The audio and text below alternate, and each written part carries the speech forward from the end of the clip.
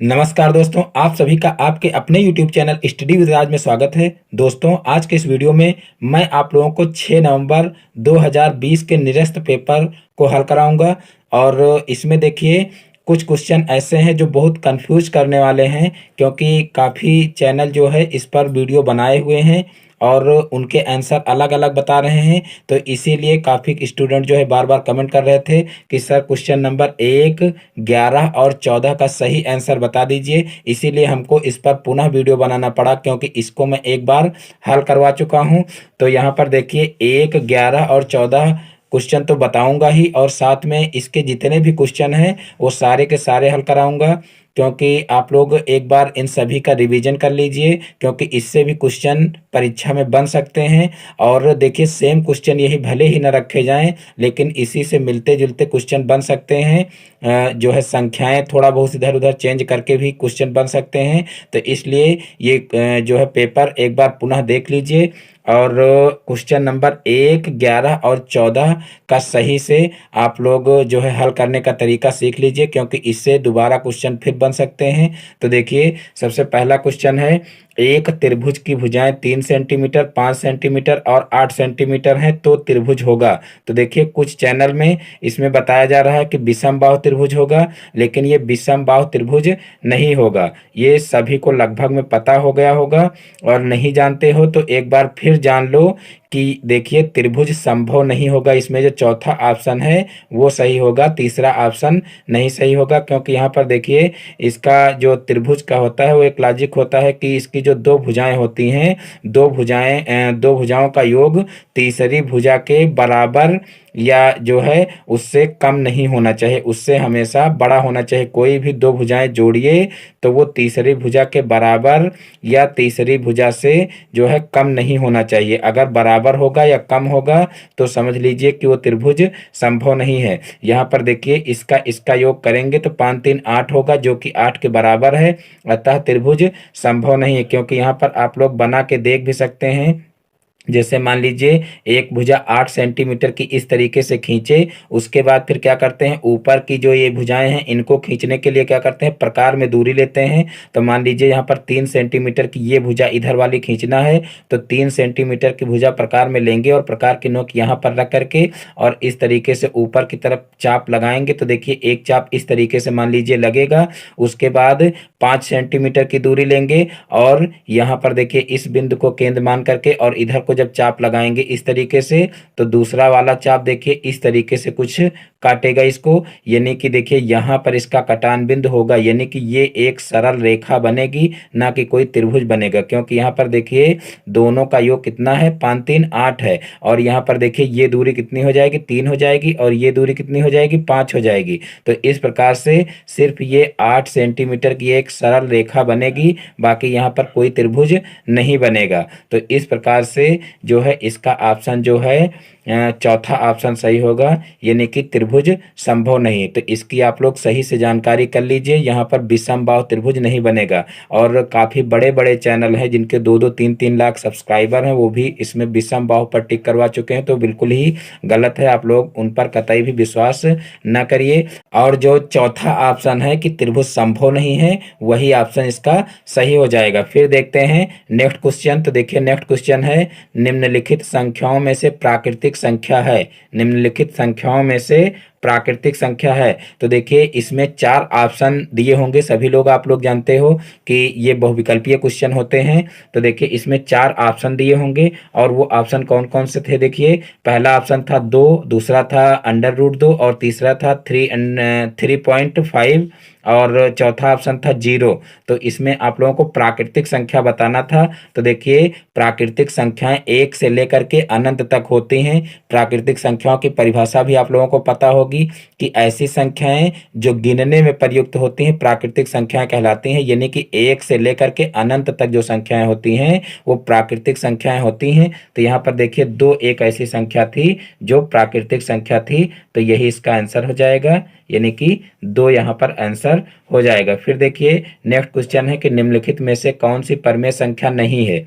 निम्नलिखित में से कौन सी परिमेय संख्या नहीं है। तो देखिए इसमें कौन कौन से ऑप्शन दिए थे। देखिए एक ऑप्शन दिया था 22/7 और दूसरा ऑप्शन दिया था पाई और तीसरा ऑप्शन 0.69 और चौथा ऑप्शन देखिए 5/√16 दिया था। तो यहाँ पर भी देखिए कहा गया था परिमेय संख्या नहीं है, यानी कि परिमेय संख्या नहीं कहा गया है। तो कुछ स्टूडेंटों को देखिए यहाँ पर जो नहीं शब्द है ये नहीं नजर आता है। तो आप लोगों को जो क्वेश्चन है वो बहुत ही सावधानी से पढ़ना है, क्योंकि यहाँ पर अगर नहीं आपको नहीं दिखा समझ लीजिए तो फिर ये क्वेश्चन गलत हो जाएगा। तो आप लोगों को क्वेश्चन को भी बहुत ही अच्छे से जो है देख करके पढ़ना है, क्योंकि जल्दबाजी में यहाँ पर अगर आप ये क्वेश्चन पढ़ गए कि निम्नलिखित में से कौन सी परिमेय संख्या है, तो परिमेय संख्या है तो तुरंत आप 22/7 को टिक कर देंगे। और देखिए इसमें जो परिमेय संख्याएं हैं यानी कि 3 ऑप्शन ऐसे हैं जो परिमेय संख्या है, तो आपको जो ऑप्शन पहले दिख जाएगा उसी को आप टिक कर दोगे कि ये परिमेय संख्या है। लेकिन यहाँ पर है क्या कि परिमेय संख्या नहीं है, तो नहीं वाला सिर्फ एक ही ऑप्शन होगा, उसी को आपको टिक करना है। तो यहाँ पर देखिए जो है पाई दिया था, तो पाई ही इसका सही आंसर हो जाएगा, क्योंकि पाई एक परिमेय संख्या नहीं है। बाकी 22/7 परिमेय संख्या है, 0.69 परिमेय संख्या है, 5/√16 भी एक परिमेय संख्या है, क्योंकि √16 का वर्गमूल निकल आएगा तो ये 5/4 हो जाएगा। तो इसका भी देखिए कुछ चैनल जो है गलत आंसर बता रहे हैं कि 22/7 सही होगा, जबकि जो है परिमेय संख्या की परिभाषा ही होती है कि ऐसी संख्याएं जो P/Q के रूप में लिखी जा सकें वह परिमेय संख्याएं कहलाती हैं। तो यहाँ पर जो है 22/7 एक परिमेय संख्या होगी, और यहाँ पर कहा गया है कि परिमेय संख्या नहीं है। तो परिमेय संख्या नहीं कौन सी है, जो पाई है वो क्या है, परिमेय संख्या नहीं है। तो देखिए नेक्स्ट क्वेश्चन देखते हैं। निम्नलिखित में सर्वसमिका है, निम्नलिखित में सर्वसमिका है। तो देखिए इसमें जो है 4 ऑप्शन इसमें भी आए थे। एक आया था 2x + 3 = 2 और दूसरा ऑप्शन आया था 2x + 1 = 2x + 2 और तीसरा ऑप्शन आया था 4x = 2x + 6 और चौथा ऑप्शन आया था x + 4 = 6 - 3x। तो देखिए इसमें आपको करना क्या है, इसमें देखिए जो LHS और RHS बराबर वाले जो है समीकरण हो, यानी कि समीकरण या सर्वसमिका जो भी कह लीजिए, क्योंकि पहले से यहाँ पर क्लियर नहीं होता है कि जो है समीकरण दी हुई कि सर्वसमिका। तो जिसमें LHS और RHS बराबर हो तो वो क्या होगी, सर्वसमिका होगी, और जिसमें LHS और RHS बराबर ना हो तो वो क्या होगी, समीकरण होगी। लेकिन जो है कभी कभी होता यह है कि देखने से हम डिसाइड नहीं कर पाते हैं कि ये सर्वसमिका है कि समीकरण है। तो हम क्या करते हैं कि कोई 2 मान ले लेते हैं, पहले एक मान रखते हैं, चाहे आप 1 रख लीजिए और चाहे 2 रख लीजिए और चाहे 3 रख लीजिए, मतलब 1 2 3 4 में से कोई 2 मान उठा करके और LHS और RHS में रख करके हल कर लीजिए। और जब दोनों कंडीशन में LHS और RHS बराबर आए तो समझ लीजिए सर्वसमिका है, और बराबर ना आए तो समझ लीजिए समीकरण है। ये मैं कई क्वेश्चन इस टाइप के हल करा चुका हूँ। तो जो लोग अभी तक इससे संबंधित वीडियो ना देखे हों तो BTC सेकेंड सेमेस्टर मैथ के प्लेलिस्ट का लिंक वीडियो के नीचे डिस्क्रिप्शन में दिया गया है, तो वहां से आप लोग जो है सारे के सारे वीडियो देख सकते हैं। तो देखिए यहाँ पर निम्नलिखित में सर्वसमिका कहा गया, तो सर्वसमिका देखिए इसका जो सेकंड ऑप्शन था वो सही हो जाएगा, क्योंकि सेकंड ऑप्शन में यहाँ पर दिया था 2 ब्रैकेट में x + 1 = 2x + 2 ये दिया हुआ था। तो यहाँ पर देखिए इसका अंदर गुणा करोगे तो 2x + 2 हो जाएगा, और इधर भी 2x + 2 दिया हुआ, तो इसमें कोई भी मान रखोगे तो LHS और RHS बराबर होंगे। तो इस प्रकार से यही सर्वसमिका हो जाएगा, यानी कि जब ऑप्शन में क्वेश्चन आ जाए तो तुरंत इसको आप देख करके ही हल कर सकते हैं, क्योंकि जो है इसमें LHS और RHS साफ साफ दिखाई दे रहे हैं कि दोनों बराबर हैं। और जब आपको प्रत्यक्ष रूप में दिखाई न दे तो आप कोई भी 2 मान रख करके LHS RHS हल कर सकते हैं, और जब दोनों कंडीशन में बराबर आए तो आप उसको सर्वसमिका लिख सकते हैं, और बराबर ना आए तो उसको आप समीकरण लिख सकते हैं। फिर देखिए नेक्स्ट क्वेश्चन है क्वेश्चन नंबर 5। तो यहाँ पर देखिए इसको कैसे हल करेंगे। तो देखिए यहाँ पर जो है 3 की पावर x+2 दिया हुआ है और इसको भी 3 की पावर में कन्वर्ट कर लेंगे। तो यहाँ पर देखिए 3 की पावर कितना हो जाएगा, देखिए 3 त्रिक 9, 9 त्रिक 27 और 27 तिहाई कितना होता है, 27 तिहाई 81 होता है। तो यहाँ पर देखिए 3 त्रिक 9, 9 त्रिक 27 और 27 तिहाई 81 होता है, यानी कि 3 की पावर 4 हो जाएगा। तो यहाँ पर देखिए 3 की पावर 4 हो गया। अब यहाँ पर क्या करेंगे, घातों की तुलना कर लेंगे। तो देखिए घातों की जब तुलना करेंगे तो यहाँ पर देखिए क्या हो जाएगा, यहाँ पर देखिए बेस जो है उसको हटा देंगे और पावर पावर केवल लिख लेंगे। तो यहाँ पर टू x+2 बराबर कितना हो जाएगा, 4 हो जाएगा। अब यहाँ पर देखिए ऊपर लिख भी सकते हैं घातों की तुलना करने पर, घातों की तुलना करने पर तो देखिए इस तरीके से यहाँ पर लिखेंगे। तो यहाँ पर हो जाएगा x+2 बराबर 4। अब यहाँ पर x को एक तरफ रखेंगे और इस 2 को उधर पक्षांतर कर देंगे। तो यहाँ पर 4 - 2 हो जाएगा और फिर यहाँ पर देखिए x बराबर 4 में से 2 को घटाएंगे तो कितना हो जाएगा, 2 हो जाएगा। तो इस प्रकार से x की वैल्यू निकल आएगी। अब देखते हैं नेक्स्ट क्वेश्चन। तो देखिए नेक्स्ट क्वेश्चन है क्वेश्चन नंबर 6, x² - 7x + 6 बराबर 0 को हल कीजिए। x² - 7x + 6 बराबर 0 को हल कीजिए। तो देखिए जब हल करने के लिए कहा जाए तो समझ लीजिए वहां पर आपको x की वैल्यू निकालना है। अगर यहाँ पर सिर्फ इतना दिया होता तो समझ लीजिए कि आपको गुणनखंड करना है, लेकिन यहाँ पर बराबर में 0 भी दिया है। तो यहाँ पर हमको क्या करना है, x की वैल्यू निकालना है। तो यहाँ पर देखिए सबसे पहले हमको क्या करना पड़ेगा, यहाँ पर इसको सबसे पहले हम उतार लेंगे और उसके बाद फिर इसके गुणनखंड कर लेंगे।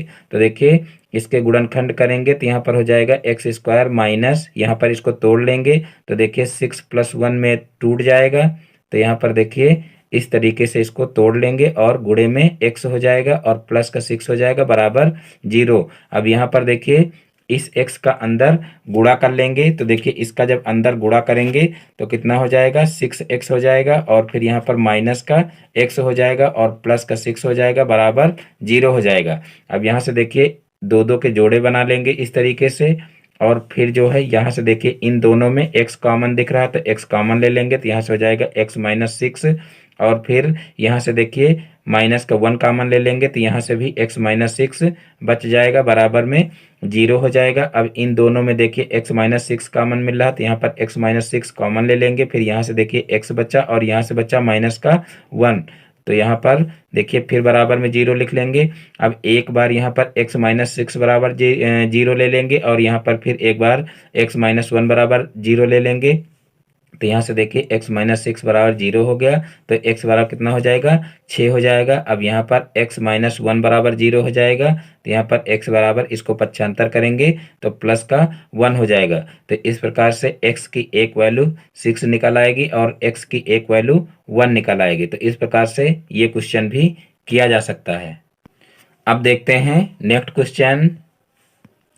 तो देखिए नेक्स्ट क्वेश्चन है 5 पुस्तकों का मूल्य 7 पुस्तकों के मूल्य से 14 रुपये कम है, एक पुस्तक का मूल्य ज्ञात कीजिए। देखिए ये भी इम्पोर्टेंट क्वेश्चन है और यहाँ पर देखिए ये अंक बदला गया है। यहाँ पर 72 जो है जो किताब में क्वेश्चन लिखा हुआ उसमें 72 दिया हुआ है और यहाँ पर 14 लिखा हुआ है। तो अब की बार ये 72 वाला क्वेश्चन भी आ सकता है। तो देखिए इसको हम कैसे करेंगे, 5 पुस्तकों का मूल्य 7 पुस्तकों के मूल्य से 14 रुपये कम है दिया गया है। तो यहाँ पर हम क्या करेंगे, सबसे पहले मान लेंगे कि माना 7 पुस्तकों का मूल्य बराबर, माना 7 पुस्तकों का मूल्य बराबर,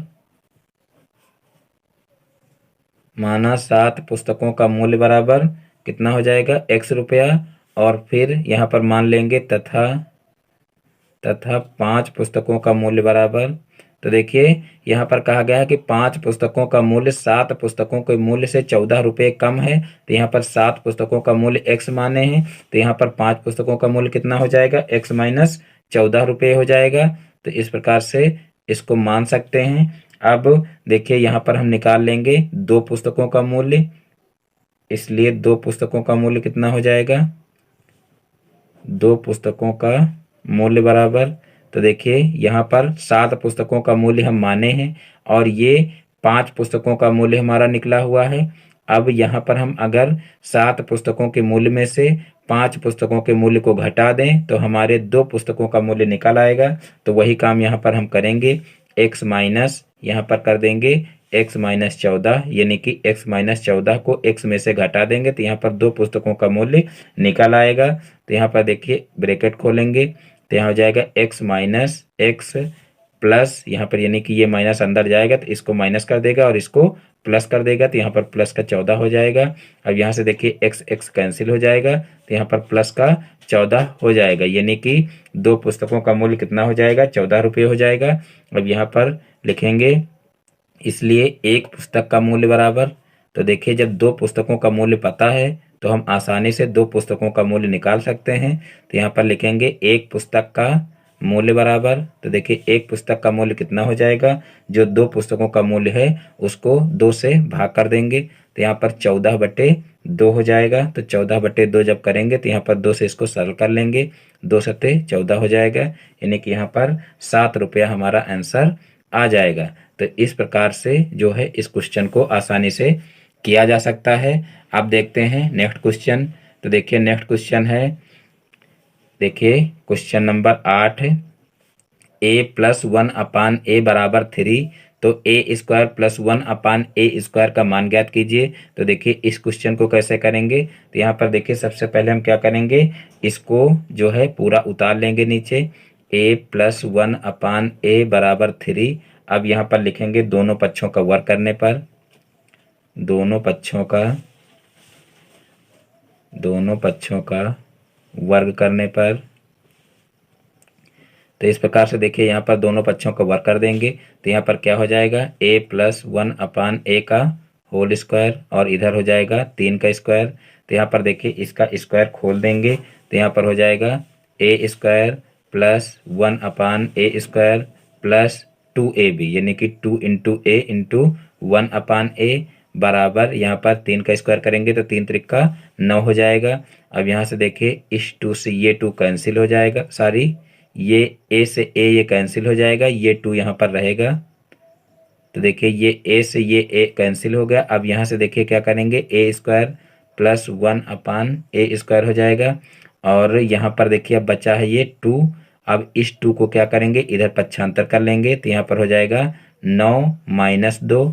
अब यहाँ पर देखिए a², क्योंकि यहाँ पर a² + 1/a² का मान निकालना था तो इसको इधर ही रखेंगे।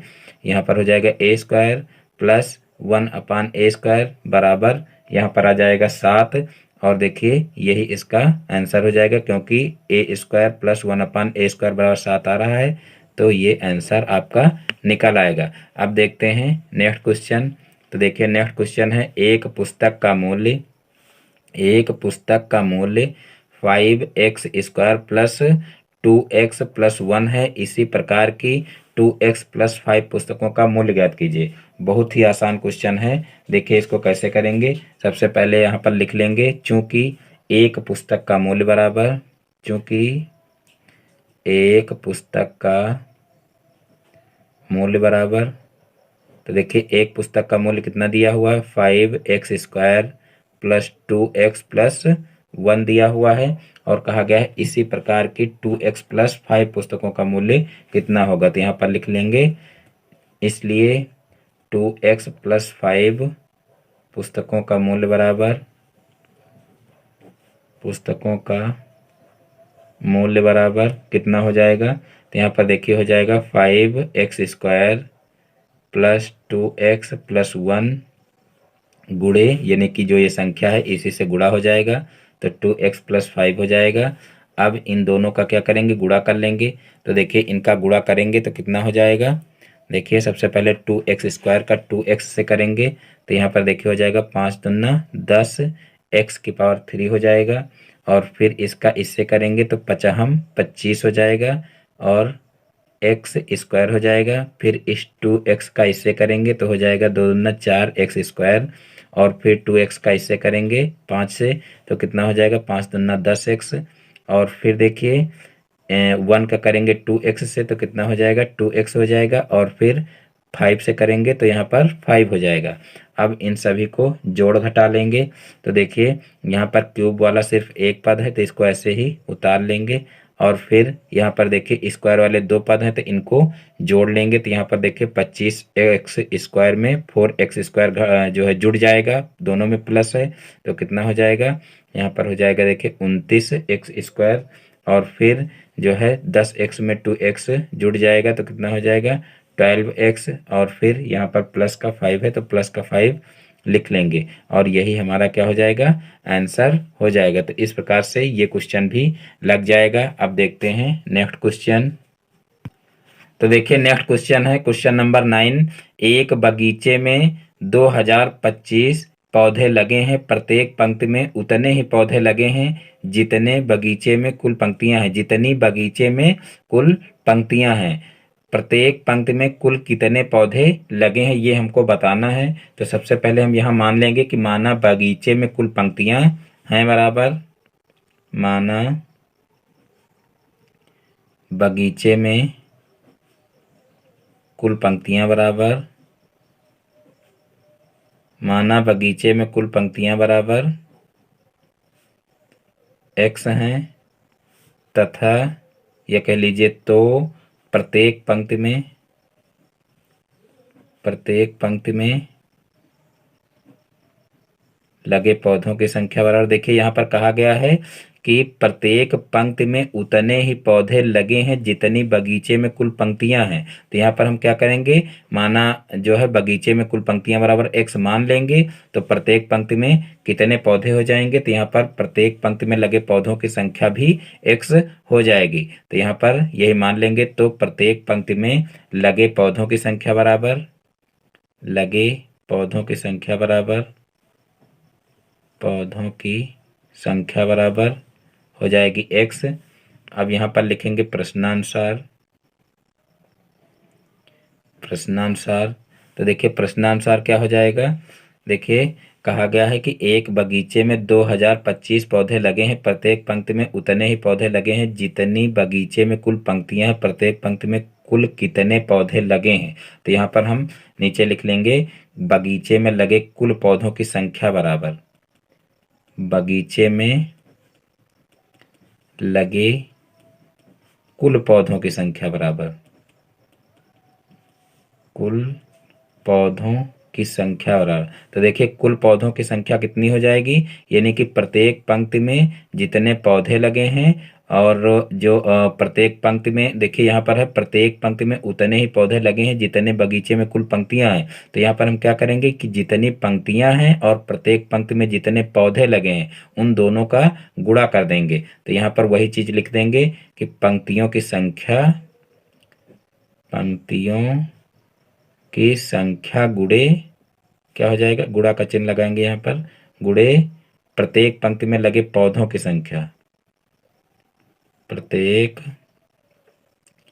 पंक्ति में लगे पौधों की संख्या, लगे पौधों की संख्या। तो यहाँ पर देखिए पंक्तियों की संख्या कितनी हो जाएगी, पंक्तियों की संख्या देखिए x है और प्रत्येक पंक्ति में लगे पौधों की संख्या भी x है और लगे कुल पौधों की संख्या देखिए 2025 दी हुई है। तो यहाँ पर 2025 लिख लेंगे। अब यहाँ पर देखिए x का x से गुणा होगा तो x स्क्वायर हो जाएगा, इसको इधर कर लेंगे और इस पूरे जो है पद को इधर ले आएंगे। तो यहाँ पर देखिए एक्स स्क्वायर हो जाएगा और इधर हो जाएगा 2025। अब यहाँ पर x का जो स्क्वायर है उसको हटाएंगे तो इधर रूट लग जाएगा तो अंडर रूट 2025 हो जाएगा।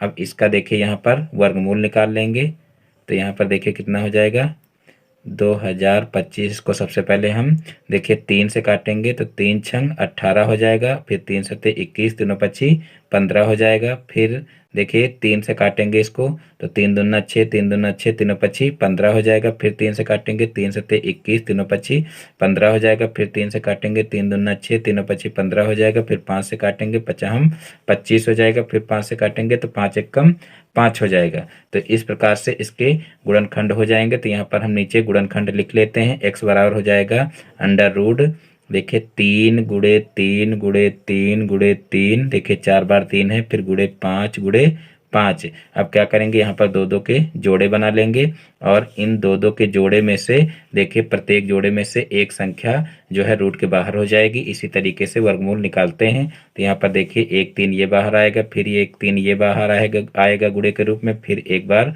ये 5 बाहर आएगा। तो इस प्रकार से 3 त्रिका 9 और 9 पछे 45, यानी कि यहाँ पर x बराबर कितना आ जाएगा, 45 आ जाएगा। यानी कि पौधों की संख्या कितनी आ जाएगी, 45 आ जाएगी और यही हमारा आंसर आ जाएगा। तो इस प्रकार से ये क्वेश्चन बहुत ही आसानी से लगाया जा सकता है। अब देखते हैं नेक्स्ट क्वेश्चन। तो देखिए नेक्स्ट क्वेश्चन है और इम्पोर्टेंट क्वेश्चन है, क्योंकि काफ़ी जो है स्टूडेंट इस क्वेश्चन में कंफ्यूज हैं कि ये क्वेश्चन कैसे लगेगा। तो देखिए इसको सही से लगाने का तरीका आप लोग सीख लीजिए। क्वेश्चन नंबर 11 का तो देखिए इसको कैसे करेंगे। यहाँ पर देखिए दिया हुआ है -1/2 तथा 5/4 के मध्य दो समदूरस्थ संख्याएं ज्ञात कीजिए। तो देखिए मैं भी जो है इस क्वेश्चन को एक बार बता चुका हूँ, लेकिन वहाँ पर थोड़ा सा क्वेश्चन हमने ध्यान नहीं दिया। यहाँ पर देखिए समदूरस्थ संख्याएं कही गई हैं और हमने सिर्फ बीच की संख्याएं निकाली थी। तो देखिए यहाँ पर हमको बीच की संख्याएं तो निकालनी ही, लेकिन ऐसी संख्याएं निकालनी है जो समदूरस्थ हों। समदूरस्थ का मतलब जो है बराबर दूरी पर हों। तो यहाँ पर देखिए हमको इनके बीच की बराबर दूरी की संख्याएं निकालना है। मान लीजिए संख्या रेखा पर इस तरीके से मान लीजिए ये 0 है और ये माइनस की संख्या है, तो ये इधर कहीं इसकी पोजीशन होगी। ये मान लीजिए यहाँ पर है कहीं -1/2 और ये प्लस वाली संख्या है, ये 0 के इधर कहीं पर जो है होगी ये संख्या, यानी कि 5/4 यहाँ पर कहीं पर होगी। और हमको देखिए जो है इनके बीच में जो है दो संख्या, यहाँ पर देखिए दो समदूरस्थ संख्याएं ज्ञात करनी है। तो इनके बीच की दो संख्याएं ज्ञात करनी है, यानी कि यहाँ से मान लीजिए यहाँ पर एक संख्या हो जाएगी और मान लीजिए एक संख्या यहाँ पर हो जाएगी, यानी कि इसके बीच की दूरी बराबर होनी चाहिए, इसके बीच की यानी कि इन दोनों संख्याओं के बीच की दूरी बराबर होनी चाहिए और यहाँ पर भी इसके बीच की दूरी बराबर होनी चाहिए। तो हमको ये दोनों संख्याएं ज्ञात करनी है। तो मान लीजिए कि हम मान लेते हैं कि इसके और इसके बीच की दूरी मान लीजिए x है। तो यहाँ पर देखिए हम x मान लेंगे। तो देखिए x अगर इसके बीच की दूरी है तो यहाँ पर देखिए इसके बीच की भी दूरी कितनी होगी, x होगी, और यहाँ पर इसके बीच की भी दूरी कितनी होगी, x होगी। तो इस प्रकार से हम मान लेंगे। और देखिए ये शॉर्ट कट तरीका बता रहे हैं, अगर लॉन्ग कट से बताएंगे तो थोड़ा ये और जो है लंबा क्वेश्चन हो जाएगा। तो यहाँ पर शॉर्ट कट में आप समझ लीजिए कि इसको कैसे हल करना है। तो मान लीजिए देखिए यहाँ पर इसके बीच की दूरी x है और इसके बीच की दूरी x है और इसके बीच की दूरी x है। तो यहाँ पर देखिए हम क्या करेंगे, हमको मान लीजिए ये संख्या और ये संख्या हमको निकालनी है। तो यहाँ पर देखिए -1/2 में अगर हम x जोड़ें यहाँ पर इस तरीके से तो ये संख्या पता हो जाएगी, और फिर x जोड़ें तो कौन सी संख्या पता हो जाएगी, ये वाली संख्या हमारी पता हो जाएगी, और फिर x जोड़ें तो कौन सी संख्या पता हो जाएगी, 5/4 पता हो जाएगी। तो यहाँ पर देखिए इस संख्या में एक x ये और एक x ये और एक x ये जोड़ेंगे तो हमको कौन सी संख्या मिलती है, 5/4 मिलती है। इस तरीके से इसको लिख सकते हैं, बहुत ही अच्छे से समझना। देखिए यहाँ पर इन दोनों संख्याओं के बीच की समदूरस्थ संख्याएं हमको ज्ञात करनी है। तो यहाँ पर देखिए दो बीच में ऐसी संख्या होंगी कि इनके भी बीच में दूरी बराबर हो और यहाँ पर भी दूरी बराबर हो और यहाँ पर भी दूरी बराबर हो। और फिर जो है देखिए यहाँ पर हम मान लीजिए एक संख्या के बीच की दूरी x मान लेंगे। तो देखिए जब समदूरस्थ संख्या है तो सभी के बीच की दूरी x होनी चाहिए, यानी कि बराबर होनी चाहिए। तो यहाँ पर इस तरीके से मान लेंगे। अब यहाँ पर देखिए इसमें हम जब x जोड़ेंगे तो ये संख्या मिलेगी, फिर x जोड़ेंगे तो ये संख्या मिलेगी, फिर x जोड़ेंगे तो हमको ये संख्या मिल जाएगी। तो बराबर में हम ये संख्या इस तरीके से लिख सकते हैं। अब यहाँ पर देखिए इनको जोड़ेंगे तो आएगा 3x और फिर इसको इधर पक्षांतर कर देंगे तो 5/4 और प्लस का कितना आ जाएगा, 1/2 आ जाएगा। अब यहाँ पर 3x बराबर कितना हो जाएगा, यहाँ पर देखिए एलसीएम ले लेंगे तो एलसीएम कितना हो जाएगा, 4 हो जाएगा। तो यहाँ पर देखिए 5 और प्लस यहाँ पर देखिए 2 से नीचे गुणा हुआ है तो 4 हुआ है, तो ऊपर भी 2 से गुणा होगा तो यहाँ पर 2 हो जाएगा। तो इस प्रकार से कितना हो जाएगा, 3x बराबर 5 2 7, 7/4 हो जाएगा। अब इस 3 को उधर पक्षांतर करेंगे तो x बराबर कितना हो जाएगा, 7/4, 3 12 हो जाएगा। यानी कि यहाँ पर देखिए गुणे में है, उधर जाएगा तो जो है भाग में हो जाएगा, यानी कि नीचे 4 में गुणा करेगा तो इस प्रकार से x बराबर 7/12 हो जाएगा। अब यहाँ पर देखिए जो है x की वैल्यू ये निकली हुई है। तो अब हमको क्या करना है, हमको ये संख्या मान लीजिए ज्ञात करनी है। तो यहाँ पर हम लिख सकते हैं, देखिए चाहे नीचे लिख लीजिए यहाँ पर, अतः पहली समदूरस्थ संख्या बराबर देखिए पहली समदूरस्थ संख्या क्या हो जाएगी। तो देखिए हम अगर इसमें देखिए x की वैल्यू जोड़ेंगे, यानी कि x देखिए यहाँ पर ये इतनी दूरी x माने थे, तो इसमें हम अगर x की वैल्यू जोड़ेंगे तो हमको ये दूरी पता हो जाएगी। तो हम क्या करेंगे कि -1/2 में जो ये 7/12 आया है इसको जोड़ देंगे। तो इस प्रकार से 7/12 नीचे लिख लेंगे। अब प्लस में अब यहाँ पर इन दोनों को जोड़ेंगे तो यहाँ पर देखिए बटे में 2 है तो एलसीएम लेंगे तो यहाँ पर 12 हो जाएगा। और यहाँ पर देखिए जो है 2 का 6 से गुणा किए हैं तो 12 हुआ है, तो ऊपर भी 6 से गुणा करेंगे तो यहाँ पर -6 हो जाएगा। और यहाँ पर +7 है तो +7 लिख लेंगे। अब यहाँ पर देखिए 6 और 7 घट जाएगा क्योंकि 1 के साथ में प्लस है और 1 के साथ में माइनस है, तो यहाँ पर 7 में से 6 जाएगा तो 1 आ जाएगा और बटे में 12 है तो 12 लिख देंगे। यहाँ पर प्लस का चिन्ह लगेगा क्योंकि माइनस वाली संख्या छोटी है। तो इस प्रकार से पहली समदूरस्थ संख्या कौन सी हो जाएगी, 1/12 हो जाएगी। अब यहाँ पर देखिए दूसरी समदूरस्थ संख्या ज्ञात कर लेंगे। तो देखिए दूसरी समदूरस्थ संख्या कौन सी हो जाएगी, दूसरी समदूरस्थ संख्या बराबर। तो देखिए अब क्या करेंगे, जो 1/12 आया है वो यहाँ पर होगा 1/12। अब देखिए इसमें जब हम x जोड़ेंगे तब हमको यहाँ वाली संख्या मिलेगी। तो हम क्या करेंगे, अब हम जो ये 1/12 आया है इसमें x की वैल्यू जोड़ देंगे। तो यहाँ पर 1/12 प्लस कितना हो जाएगा, 7/12 हो जाएगा। अब यहाँ पर देखिए चूंकि एलसीएम यहाँ पर देखिए बराबर सारी यहाँ पर जो लासा है वो बराबर है, यानी कि हमको एलसीएम नहीं लेना पड़ेगा। तो देखिए यहाँ पर हो जाएगा 12 और यहाँ पर ऊपर देखिए 1 है और इसमें अंश में, और यहाँ पर देखिए 7 है, तो इन दोनों को जोड़ लेंगे तो यहाँ पर 7 1 8 हो जाएगा, 8/12 हो जाएगा। यानी कि पहली जो संख्या होगी वो 1/12 होगी और दूसरी संख्या जो होगी वो क्या होगी, 8/12 होगी। देखिए इसको चाहें तो सरल भी कर सकते हैं आप, 4 दूना 8 और 4 तीन 12, यानी कि 2/3 भी आ सकता है और 8/12 भी आ सकता है, जो चाहें वो आप लिख सकते हैं। तो इस प्रकार से जो ये संख्या है और जो ये संख्या है यही जो है समदूरस्थ संख्याएं बीच की हो जाएंगी, यानी कि यहाँ पर 1/12 हो जाएगा और यहाँ पर 8/12 हो जाएगा। इसको चाहें तो आप 2/3 भी लिख सकते हैं। देखिए ये क्वेश्चन जो है परिमेय संख्या में दिया हुआ है कक्षा 7 में, यानी कि जो परिमेय संख्या वाला चैप्टर है उसमें आप लोग देखिए जो परिषदीय बुक हैं कक्षा 7 की, उसमें देखिए जो है आपको ये क्वेश्चन मिल जाएगा। उसमें जो है 8 समदूरस्थ संख्याएं बीच की पूछी गई हैं और यहाँ पर सिर्फ 2 पूछी गई हैं। तो इसी तरीके से आप 8 भी निकाल सकते हैं x मान करके। और वहाँ पर जो है मेथड दूसरा बताया गया है, लेकिन वो थोड़ा लंबा पड़ जाता है मेथड, यहाँ पर थोड़ा शॉर्टकट बताया गया है।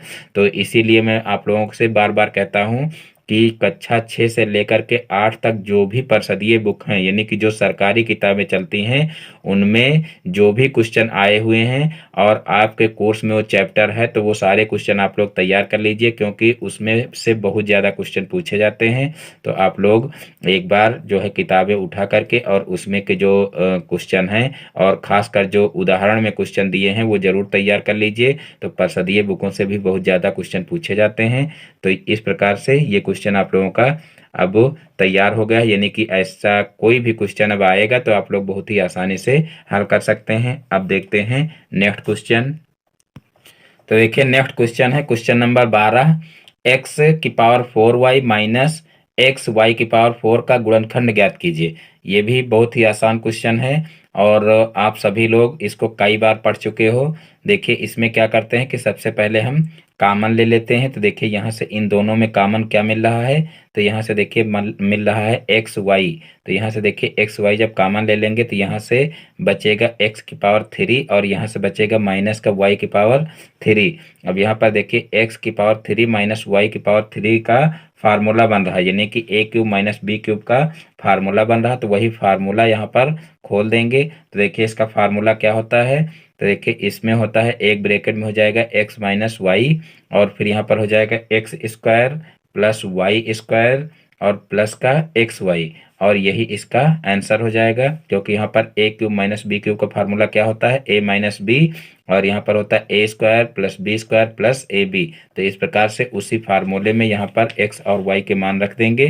तो ये हो जाएगा एक्स माइनस वाई और एक ब्रैकेट में हो जाएगा X square plus Y square plus X Y. तो इस प्रकार से ये क्वेश्चन भी आसानी से हल हो जाएगा। अब देखते हैं नेक्स्ट क्वेश्चन। तो देखिए नेक्स्ट क्वेश्चन है, एक वर्गाकार मैदान की एक भुजा 28 मीटर लंबी है।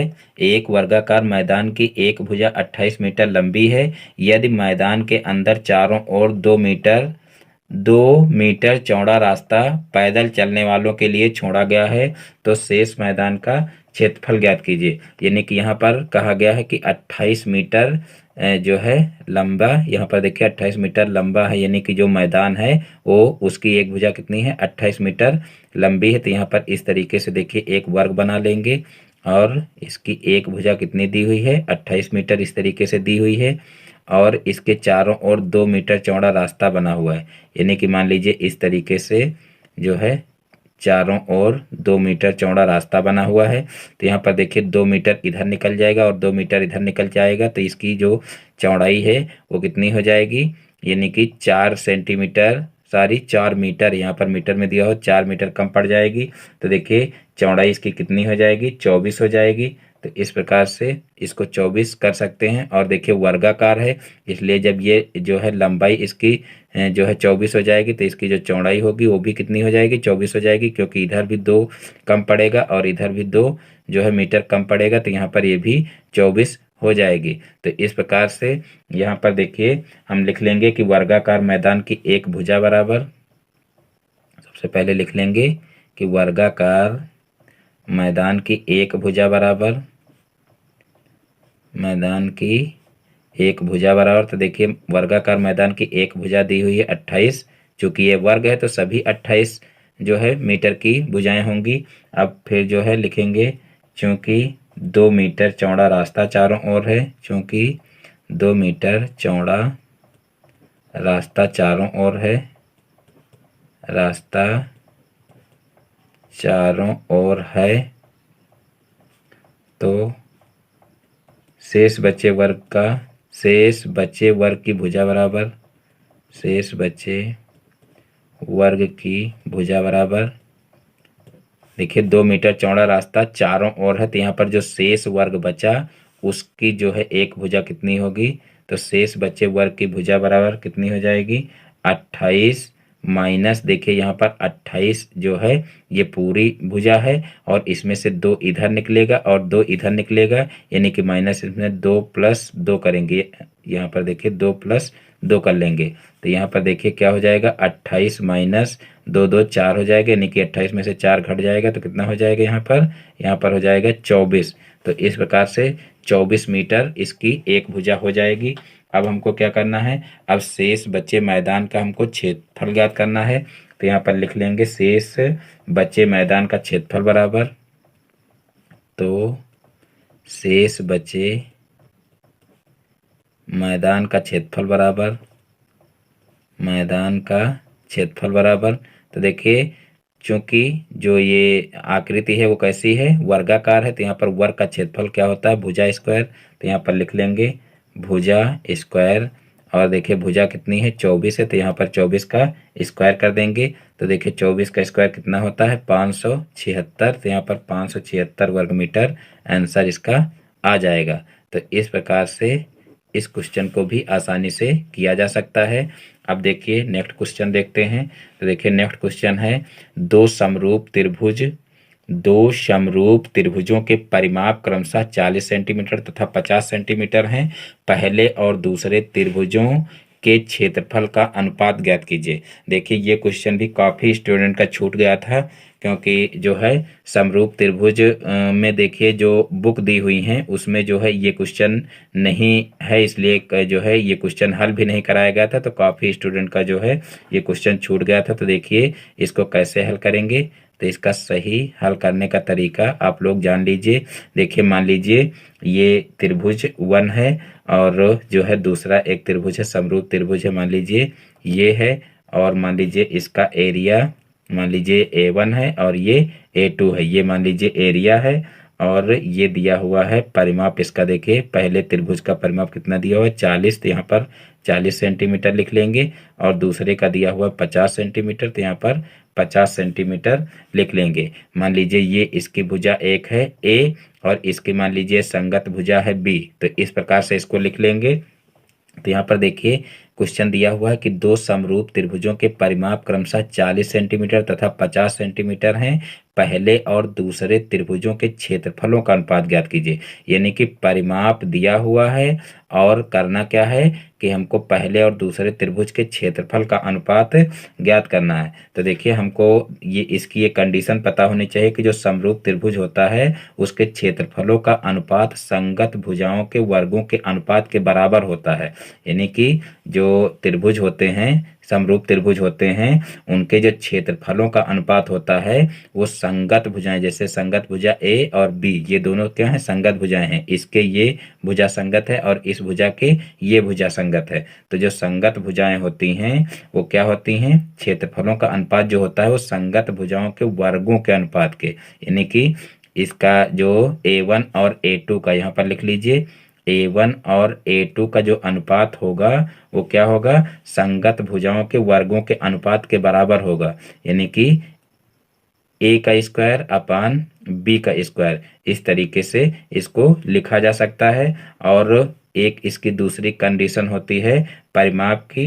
देखिए परिमाप की क्या कंडीशन होती है कि समरूप त्रिभुज की जो संगत भुजाएं होती हैं वह त्रिभुज के परिमापों के अनुपात में होती हैं। यानी कि मान लीजिए इसकी संगत भुजाएं कौन सी हैं, A और B हैं। तो यहाँ पर देखिए संगत भुजाएं जो होती हैं वो क्या होती हैं, त्रिभुज के परिमापों के अनुपात में होती हैं। मान लीजिए परिमाप को हम P से प्रदर्शित कर लें, तो P यहाँ पर मान लीजिए P1 मान लें इसको और P2 इसको मान लें। यानी कि एक त्रिभुज के परिमाप को P1 मान लें और दूसरे त्रिभुज के परिमाप को P2 मान लें। तो यहाँ पर क्या कहा गया है कि जो है समरूप त्रिभुज की जो संगत भुजाएं होती हैं वो त्रिभुज के परिमापों के अनुपात में होती हैं। तो यहाँ पर देखिए यहाँ पर जो संगत भुजाएं A और B हैं वो इस तरीके से परिमापों के अनुपात में लिखी जा सकती हैं। लेकिन यहाँ पर देखिए P अपान P यानी कि जो है परिमाप, इसका जो फर्स्ट त्रिभुज का परिमाप P1 हो जाएगा और सेकंड त्रिभुज का परिमाप क्या हो जाएगा, P2 हो जाएगा। और ये जो है वो संगत भुजाओं के बराबर यहाँ पर दिखाया गया है।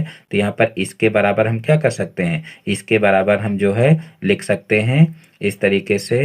देखिए P1 अपान P2, इस तरीके से P1 अपान P2 का स्क्वायर इस तरीके से लिख सकते हैं। अब जब इनका स्क्वायर करेंगे तो देखिए क्या हो जाएगा, यहाँ पर 40 का स्क्वायर और अपान क्या हो जाएगा 50 का स्क्वायर। अब इन दोनों का जब स्क्वायर करेंगे तो यहाँ पर 4 चौक 16 यानी कि 1600 हो जाएगा, और बटे 50 25 हो जाएगा। तो यहाँ पर देखिए 2500 लिख लेंगे। अब यहाँ से देखिए 0 से 0 कैंसिल हो जाएंगे, तो इस प्रकार से यहाँ पर 16 बटे 25 आ जाएगा। तो इस प्रकार से देखिए हमको क्या करना था कि जो समरूप त्रिभुज दिए थे उनके क्षेत्रफलों में अनुपात ज्ञात करना था। तो यहाँ पर A1 अनुपात A2 कितना हो जाएगा, 16 अनुपात 25 हो जाएगा। तो इस प्रकार से इस क्वेश्चन को भी जो है आसानी से हल किया जा सकता है। एक बार पुनः क्वेश्चन को समझ लेते हैं। यहाँ पर देखिए मान लीजिए ये दोनों समरूप त्रिभुज हैं। यहाँ पर देखिए इसका जो एरिया है यानी कि क्षेत्रफल है वो A1 माना गया है और ये A2 माना गया है। यहाँ पर ये A है भुजा और ये B है। मान लीजिए संगत भुजाएं हैं, मान लीजिए क्या संगत भुजाएं, देखिए ये भुजा जो है इसके संगत भुजा है और ये इसके संगत भुजा है और ये भुजा इसके संगत भुजा है। तो यहाँ पर देखिए A और B संगत भुजाएं हैं। तो यहाँ पर देखिए समरूप त्रिभुज की संगत जो है भुजाएं ये हैं और जो है इसके एरिया जो होता है, समरूप त्रिभुज का जो एरिया होता है या कह लीजिए क्षेत्रफल जो होता है वो संगत भुजाओं के वर्गों के अनुपात के बराबर होता है। तो वही यहाँ पर देखिए लिखा गया है कि A1/A2 बराबर A²/B²। और फिर देखिए एक दूसरी कंडीशन होती है इसके परिमाप की, कि जो समरूप त्रिभुज होती हैं उनकी जो भुजाएं होती हैं, भुजाएं जो होती हैं वो परिमाप के जो है अनुपात में होती हैं। तो यहाँ पर देखिए जो है इसकी जो संगत भुजाएं हैं वो A/B हैं। तो यहाँ पर देखिए ये परिमाप के अनुपात में होते हैं। तो यहाँ पर देखिए परिमाप के अनुपात में लिख दिया गया है P/Q जो है P1/P2, यानी कि पहले का जो परिमाप है वो P1 मान लिया गया है और दूसरे का P2 मान लिया गया। तो यहाँ पर देखिए ये अनुपात में होती हैं, तो इस प्रकार से लिखा जा सकता है। तो यहाँ पर देखिए यहाँ पर A/B बराबर P1/P2 लिखा गया और यहाँ पर देखिए यहाँ पर परिमाप दिया हुआ है। तो यहाँ पर देखिए जो है भुजाओं का स्क्वायर जो है इसके एरिया के जो है अनुपात में होता है। तो यहाँ पर जो है भुजाओं की जगह पर जो है परिमाप को लिखा जा सकता है और उसका स्क्वायर किया जा सकता है, क्योंकि इसमें जो है दोनों को बराबर में दिखाया गया है। तो यही काम यहाँ पर कर लेंगे। यहाँ पर जो परिमाप दिया हुआ है वो परिमाप जो है अनुपात में लिख करके उनका जो है स्क्वायर कर देंगे। तो यहाँ पर वही काम किया गया है। तो इस प्रकार से A1/A2 बराबर 16/25 आ जाएगा, यानी कि A1/A2 क्या हो जाएगा, 16/25 हो जाएगा। तो इस प्रकार से इस क्वेश्चन को आसानी से किया जा सकता है। अब देखते हैं नेक्स्ट क्वेश्चन। फिर देखिए नेक्स्ट क्वेश्चन है क्वेश्चन नंबर 15, 671 कामा 781 एवं 1441 का भाग विधि से मासा ज्ञात कीजिए। देखिए यहाँ पर कहा गया है कि भाग विधि से मासा ज्ञात करना है।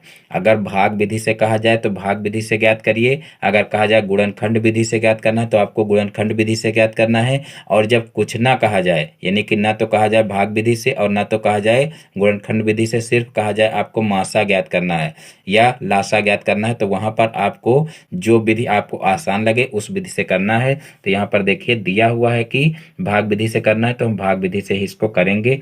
तो यहाँ पर देखिए सबसे छोटी संख्या 771 है, तो उसको पहले लिख लेंगे, फिर उससे जो बड़ी संख्या है उसको इससे भाग दे देंगे। तो यहाँ पर देखिए उससे बड़ी संख्या 781 है, तो उसको जो है 671 से भाग देंगे। तो यहाँ पर सबसे पहले एक बार जाएगा, तो यहाँ पर एक बार इसको ले जाएंगे 671। अब यहाँ पर इसको घटा देंगे तो 0 हो जाएगा, यहाँ पर 8 में से 7 जाएगा तो 1 हो जाएगा, यहाँ पर 6 में से 7 में से 6 जाएगा तो 1 हो जाएगा। अब यहाँ पर 110 बचा है, अब इस 110 को पुनः जो है इससे भाग देंगे, तो यहाँ पर 671 लिख लेंगे। अब ये देखिए कितनी बार जाएगा, तो ये जाएगा 6 बार, तो यहाँ पर 6 बार ले जाएंगे तो 110 छक्का कितना हो जाएगा, 660 हो जाएगा। अब यहाँ से देखिए एक नीचे उतारेंगे और यहाँ से फिर एक उतर आएगा। अब इस 11 से क्या करेंगे, 110 को भाग देंगे, तो देखिए 110 को भाग देंगे तो यहाँ पर 11 एकम 11 हो जाएगा। यहाँ पर बचा देखिए 0, तो यहाँ पर 0 उतार करके और एक बार इसको 0 बार ले जाएंगे, तो यहाँ पर कितना हो जाएगा, 10 हो जाएगा। और यहाँ पर देखिए 11 से पूरा पूरा कट गया है, यानी कि 671 और 781 का मासा कितना आ गया है, 11 आ गया है। अब हम देखेंगे कि क्या 11 ही इस संख्या का भी मासा होगा, तो हम क्या करेंगे, जो है 11 से इसको भी भाग करेंगे। तो यहाँ पर इधर साइड में देख लेते हैं, 11 भागे 1441 कर लेंगे। तो यहाँ पर देखिए सबसे पहले ये एक बार जाएगा, तो 11 एकम 11 हो जाएगा। अब यहाँ से देखिए 3 बचा, इधर 4 उतारेंगे तो फिर कितनी बार जाएगा, 3 बार जाएगा, गिरती हैं 33 हो जाएगा। फिर यहाँ पर देखिए एक शेष बचा, ऊपर से एक फिर उतारेंगे, फिर देखिए एक बार जाएगा, 11 एकम 11 हो जाएगा। इस प्रकार से पूरा पूरा कैंसिल हो जाएगा। अब देखिए यहाँ पर एक संख्या 11 से कट गई है, अतः इसका मासा क्या हो जाएगा, तो यहाँ पर मासा बराबर लिख लेंगे। देखिए सारी की सारी संख्या 11 से ही कटी हैं, तो यानी कि 11 ही इसका मासा हो जाएगा। तो इस प्रकार से बहुत ही आसानी से ये क्वेश्चन भी किया जा सकता है। अब देखते हैं नेक्स्ट क्वेश्चन। तो देखिए नेक्स्ट क्वेश्चन है 4, 11, 16, 15, 12, 5, 7, 9, 10 की माध्यिका ज्ञात कीजिए। 4, 11, 16, 15, 12, 5, 7, 9 और 10 की माध्यिका ज्ञात कीजिए। तो देखिए इस क्वेश्चन को कैसे करेंगे, तो देखिए सबसे पहले हम क्या करेंगे, जो पद दिए हुए हैं इन पदों को आरोही क्रम में लिख लेंगे। तो यहाँ पर देखिए आरोही क्रम इनका क्या हो जाएगा, आरोही क्रम देखिए सबसे छोटी संख्या यहाँ पर 4 है तो 4 को लिख लेंगे। फिर देखिए 5 है, 5 को लिख लेंगे। फिर देखिए क्या है, 7 है तो 7 को लिख लेंगे। फिर देखिए 7 के बाद फिर 9 है तो 9 को लिख लेंगे। फिर 9 के बाद देखिए 10 है, 10 को लिख लेंगे। फिर 10 के बाद 11 है, 11 को लिख लेंगे। फिर जो है 12 है, 12 को लिख लेंगे। फिर 12 के बाद देखिए क्या है, 12 के बाद फिर देखिए 15 है, 15 को लिख लेंगे। और 15 के बाद फिर 16 है, 16 को लिख लेंगे। और फिर देखिए 16 के बाद और कोई संख्या नहीं है। अब यहाँ पर गिन लेंगे कि सारी संख्या हम लिखे हैं कि नहीं लिखे हैं। यहाँ पर देखिए 1 2 3 4 5 6 7 8 9, 9 संख्या यहाँ पर भी गिन लेंगे। 1 2 3 4 5 6 7 8 9, 9 संख्या यहाँ पर हैं, यानी कि हम पूरी संख्याएं लिख चुके हैं। अब हम क्या करेंगे, अब यहाँ पर जो है देखिए 9 संख्या है, यानी कि यहाँ पर n बराबर कितना हो जाएगा, 9 हो जाएगा, जो कि एक ऑड नंबर है, यानी कि विषम संख्या है। तो यहाँ पर माध्यिका हमको निकालनी है, तो माध्यिका का जो विषम संख्या वाला फार्मूला है वही लगा देंगे। तो माध्यिका बराबर क्या हो जाएगा, n+1 अपान 2वां पद।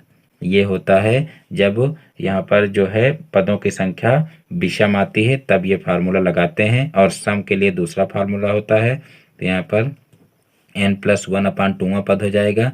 अब यहाँ पर देखिए n है 9 और जो है प्लस का 1/2 कर देंगे। यहाँ पर देखिए वहाँ पद लिख लेंगे। अब इस प्रकार से यहाँ पर हो जाएगा 10/2 और फिर जो है यहाँ पर भाग कर लेंगे। तो यहाँ पर देखिए 2 पंचे 10 हो जाएगा, यानी कि 5वां पद यहाँ पर लिख लेंगे, 5वां पद। अब देखिए 5वां पद है क्या, वो ऊपर देखेंगे। यहाँ पर जो आरोही क्रम में लिखे हो, यहाँ पर देखिए आरोही क्रम में भी लिखना जरूरी है। अगर आप आरोही क्रम में नहीं लिखोगे तब गड़बड़ हो जाएगा, क्योंकि यहाँ पर देखिए अब 5वां पद आया है, आरोही क्रम में नहीं। ऐसे ही अगर आप उतार दिए तो यहाँ पर देखिए 5वें नंबर पे कौन से पद आएगा, 1 2 3 4 5, 5वें पद पर 5वें नंबर पर देखिए यहाँ पर 12 आ रहा है। लेकिन जो है जब ऐसे आप आरोही क्रम में लिख देंगे तो देखिए 5वें नंबर पे कौन सा पद आ रहा है, 1 2 3 4 5, 5वां पद देखिए क्या है, 10 है। तो यहाँ पर 10 ही आंसर होगा, यानी कि यहाँ पर 12 आंसर नहीं होगा। अगर आप आरोही क्रम में नहीं लिखोगे तो गलत हो जाएगा। तो सबसे पहला स्टेप आपको याद रखना है कि सबसे पहले हमको आरोही क्रम में लिखना है, उसके बाद फिर हमको माध्यिका का फार्मूला लगाना है। वो चाहे यहाँ पर जो है पदों की संख्या सम हो और चाहे विषम हो, आपको आरोही क्रम में सभी में लिखना है। और यहाँ पर देखिए जब विषम में हो तो ये फार्मूला लिखना है, और सम में हो तो जो दूसरा फार्मूला लिखाया गया है उसको आपको यूज करना है। तो इस प्रकार से ये क्वेश्चन भी आसानी से लग जाएगा। अब देखते हैं नेक्स्ट क्वेश्चन। तो देखिए नेक्स्ट क्वेश्चन है क्वेश्चन नंबर 17। एक आयत की लंबाई उसकी चौड़ाई से 5 सेंटीमीटर अधिक है, यदि उसका परिमाप 26 सेंटीमीटर हो तो आयत की लंबाई ज्ञात कीजिए। तो देखिए क्वेश्चन कैसे लगेगा। तो देखिए सबसे पहले हम मान लेते हैं कि माना आयत की चौड़ाई बराबर, माना आयत की चौड़ाई बराबर, माना आयत की चौड़ाई बराबर x सेंटीमीटर है, x सेंटीमीटर है, तो आयत की लंबाई बराबर कितनी हो जाएगी। देखिए यहाँ पर कहा गया है कि एक आयत की लंबाई उसकी चौड़ाई से 5 सेंटीमीटर अधिक है। तो यहाँ पर चौड़ाई जब x माने हो तो यहाँ पर लंबाई कितनी हो जाएगी, x प्लस 5 सेंटीमीटर हो जाएगी। तो इस प्रकार से इसको लिख सकते हैं। अब यहाँ पर लिखेंगे प्रश्नानुसार, प्रश्नानुसार। तो देखिए प्रश्नानुसार क्या हो जाएगा, यहाँ पर लिखेंगे आयत का परिमाप बराबर, आयत का परिमाप बराबर। तो देखिए आयत का परिमाप बराबर क्या हो जाएगा, यहाँ पर देखिए आयत का परिमाप बराबर हो जाएगा 2 लंबाई प्लस चौड़ाई, 2 लंबाई प्लस चौड़ाई। ये सबसे पहले फार्मूला लगा देंगे। अब देखिए यहाँ पर परिमाप दिया हुआ है 26, तो परिमाप की जगह पर 26 लिख लेंगे। और लंबाई देखिए दी हुई है, यानी कि जो माने हैं जो है लंबाई दी हुई है x+5 और चौड़ाई माने हैं x, तो यहाँ पर प्लस में x लिख लेंगे। अब यहाँ पर 26 बराबर कितना हो जाएगा, 2, और यहाँ पर देखिए x में x जुड़ेगा तो 2x हो जाएगा और प्लस का 5 हो जाएगा। अब इसका अंदर गुणा कर लेंगे तो यहाँ पर 26 बराबर कितना हो जाएगा, 2 दूना 4x और प्लस 5 दूना 10 हो जाएगा। और फिर इस 4x को एक तरफ कर लेंगे। तो यहाँ पर देखिए 4x मान लीजिए इधर ही है और इसको इधर पक्षांतर करेंगे तो 26 के साथ में माइनस करेगा। तो इस प्रकार से इसको लिख लेंगे। अब यहाँ पर देखिए x बराबर कितना हो जाएगा, 26 में से 10 माइनस करेंगे तो कितना हो जाएगा, 16 हो जाएगा। और फिर इस 4 को इधर पक्षांतर करेंगे तो देखिए 4 इधर गुणे के रूप में इधर जाएगा तो भाग करेगा तो 16/4 हो जाएगा। अब x बराबर देखिए इसको सरल कर लेंगे तो 4 से जब भाग करेंगे तो जो है कितना हो जाएगा, देखिए 4 चौक 16 होता है, यहाँ पर 4 एकम 4 और 4 चौक 16 हो जाएगा। तो यानी कि x बराबर 4 हमारा आंसर आ जाएगा, यानी कि हमको x की वैल्यू पता चल जाएगी। लेकिन देखिए निकालना क्या था, तो आयत की लंबाई ज्ञात कीजिए। देखिए लंबाई निकालनी थी तो यहाँ पर लंबाई हम क्या माने थे, नीचे यहाँ पर लिख लेंगे अतः लंबाई बराबर x+5 माने थे तो यहाँ पर x प्लस कितना हो जाएगा, सॉरी x की वैल्यू रख देंगे तो यहाँ पर कितना हो जाएगा, 4+5। तो यहाँ पर 4 में 5 जोड़ेंगे तो कितना हो जाएगा, देखिए 9 हो जाएगा और यही इसका आंसर हो जाएगा। देखिए सेंटीमीटर में दिया हुआ है इसलिए यहाँ पर सेंटीमीटर भी लिख सकते हैं, तो 9 सेंटीमीटर ही इसका आंसर आ जाएगा। तो इस प्रकार से आसानी से क्वेश्चन किया जा सकता है। अब देखते हैं नेक्स्ट क्वेश्चन। तो देखिए नेक्स्ट क्वेश्चन है क्वेश्चन नंबर 18। निम्नलिखित आंकड़ों के लिए 5 का वर्ग अंतराल लेकर बारंबारता सारणी बनाइए। तो यहाँ पर देखिए कुछ जो है पद दिए हुए हैं और इनको क्या करना है कि 5 का वर्ग अंतराल लेकर के बारंबारता सारणी बनाना है। तो सबसे पहले इन पदों को हम क्या करेंगे, आरोही क्रम में लिख लेंगे। तो यहाँ पर देखिए इनका आरोही क्रम क्या होगा, आरोही क्रम। तो यहाँ पर देखिए सबसे छोटी संख्या क्या है, 2 है तो 2 को लिख लेंगे, फिर 2 के बाद 4 है तो 4 को लिख लेंगे, और 4 के बाद देखिए 8 है, 8 को लिख लेंगे। फिर 8 के बाद देखिए कौन सी संख्या है, तो 8 के बाद 11 है, 11 को लिख लेंगे। फिर 11 के बाद फिर 14 है, 14 को लिख लेंगे। और फिर 14 के बाद देखिए कितनी है, 16 है, 16 को लिख लेंगे। और 16 के बाद फिर 20 है, 20 को लिख लेंगे। और 20 के बाद फिर देखिए 20 के बाद फिर देखिए 28 से छोटी 25 है, 25 को लिख लेंगे। और 25 के बाद फिर देखिए क्या है, 25 के बाद फिर जो है 28 है, 28 को लिख लेंगे। और फिर 28 के बाद फिर क्या है, 30 है, 30 को लिख लेंगे। तो यहाँ पर 28 के बाद 30 हो जाएगी। और 30 के बाद फिर देखिए 40 है, 40 को लिख लेंगे। और 40 के बाद फिर 48 है, 48 को लिख लेंगे। तो ये इनका हो जाएगा आरोही क्रम। अब हमको क्या करना है कि इनकी बारंबारता सारणी हमको बनानी है। तो यहाँ पर सबसे पहले हम 5-5 का जो है वर्गंतराल बना करके इस तरीके से इनके वर्गंतराल जो है बना लेंगे। अब देखेंगे कि कौन सी संख्या किस वर्गंतराल में पड़ती है, तो उन संख्याओं को हम लिख लेंगे। तो यहाँ पर देखिए 0 और 5 के बीच में कौन सी संख्या पड़ती है, तो यहाँ पर देखिए 0 और 5 के बीच में दो संख्या यहाँ पर पड़ती हैं, 2 और 4। तो यहाँ पर हम इनकी बारंबारता क्या लिखेंगे, 2 लिखेंगे। फिर देखिए 5 और 10 के बीच में कौन सी संख्या पड़ती हैं, तो देखिए 5 और 10 के बीच में सिर्फ 8 पड़ रहा है, तो यहाँ पर सिर्फ एक संख्या पड़ रही है, तो इसकी संख्या यहाँ पर लिख लेंगे 1। फिर यहाँ पर देखिए 10 और 15 के बीच में कितनी संख्या पड़ रही हैं, तो यहाँ पर देखिए 10 और 15 के बीच में दो संख्या पड़ रही हैं, 11 और 14। तो यहाँ पर 2 लिख लेंगे। और फिर जो है देखिए कौन सा वर्ग अंतराल है, फिर देखिए 15 और 20 है, तो 15 और 20 के बीच में कितनी संख्याएं पड़ रही हैं, तो देखिए 15 और 20 के बीच में देखिए 16 पड़ रहा है, तो यानी कि एक संख्या पड़ रही, तो यहाँ पर एक संख्या लिख लेंगे। यहाँ पर देखिए 25 जो है अपर लिमिट है और 20 जो है वो लोअर लिमिट है, यानी कि हमको क्या करना है, इस 25 को इसमें नहीं शामिल करना, यानी कि 25 वाली जो संख्या होगी वो इसमें शामिल होगी। तो यहाँ पर 20 और 25 के बीच में कितनी संख्याएं हैं, तो यहाँ पर 20 और 25 के बीच में सिर्फ 20 शामिल है, तो यहाँ पर क्या करेंगे, सिर्फ यहाँ पर 1 लिखेंगे। तो यहाँ पर देखिए 1 हो जाएगी संख्या। और फिर 25 और 30 के बीच में कौन सी संख्या होंगी, तो यहाँ पर 25 और 30 के बीच में सिर्फ एक संख्या होगी। यहाँ पर देखिए 25 और 30 के बीच में कौन सी संख्या होगी, सिर्फ जो है यहाँ पर दो संख्या होंगी, 25 और 28। और 30 को अगली में शामिल किया जाएगा, इसलिए यहाँ पर जो है इस वर्ग अंतराल में 25 और 30 के बीच में दो संख्याएं होंगी, तो यहाँ पर 2 लिख लेंगे। और फिर यहाँ पर देखिए 30 और 35 के बीच में कितनी संख्या होंगी, तो देखिए 30 और 35 के बीच में सिर्फ एक संख्या होगी, यहाँ पर 30 है जो वही इसमें होगा, तो यहाँ पर जो है एक संख्या हो जाएगी। फिर 35 और 40 के बीच में, तो देखिए 35 और 40 के बीच में कोई संख्या नहीं है, क्योंकि यहाँ 35 और 40 के बीच में सिर्फ 40 आ रहा है, जो कि वो अगले वर्ग अंतराल में जाएगा, तो इसलिए यहाँ पर 0 हो जाएगा। और फिर 40 और 45 के बीच में कौन संख्या होंगी, तो देखिए 40 और 45 के बीच में सिर्फ 40 होगा, यानी कि यहाँ पर 1 हो जाएगा।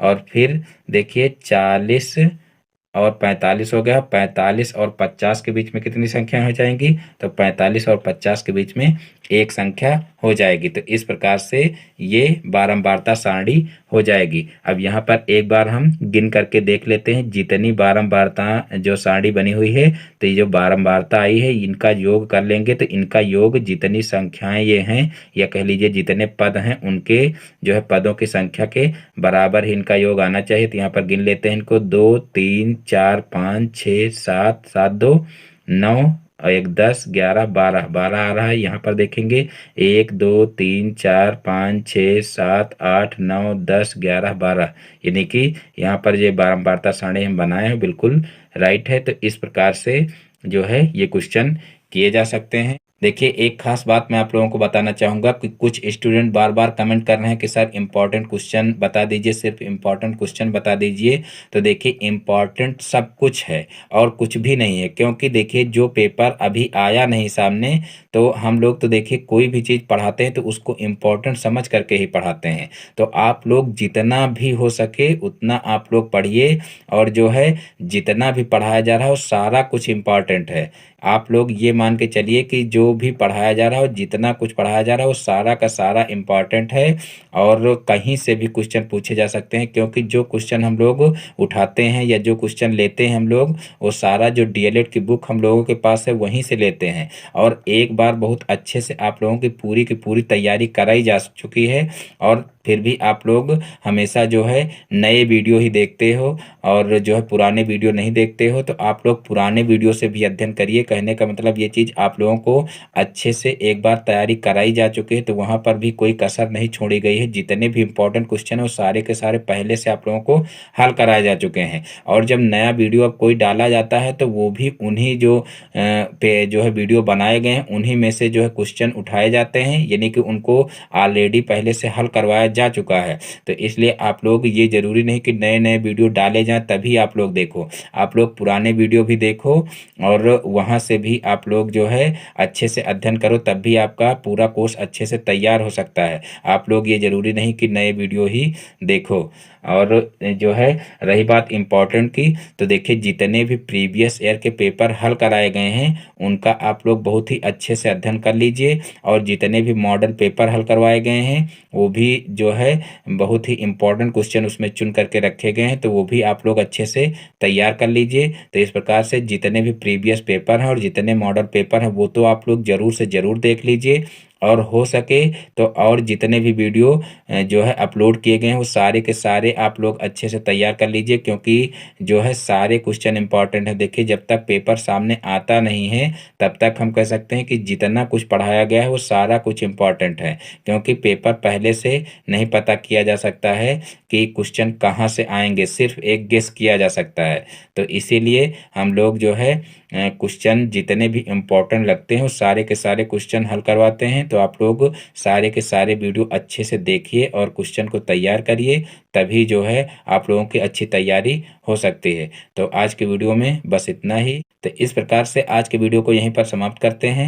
मैं उम्मीद करता हूं कि आज के सारे क्वेश्चन आप लोगों को बहुत ही अच्छे से समझ में आ गए होंगे। दोस्तों यदि हमारा वीडियो पसंद आया तो वीडियो को लाइक करें, और ये चैनल पर नए हैं तो चैनल को सब्सक्राइब करें और बेल आइकन को भी प्रेस कर लें, जिससे हमारे आगे आने वाली वीडियो का नोटिफिकेशन आपके मोबाइल पर सबसे पहले पहुंचे। फिर मिलते हैं अपने नेक्स्ट वीडियो में एक नए टॉपिक के साथ में। तब तक के लिए जय हिंद, वंदे मातरम।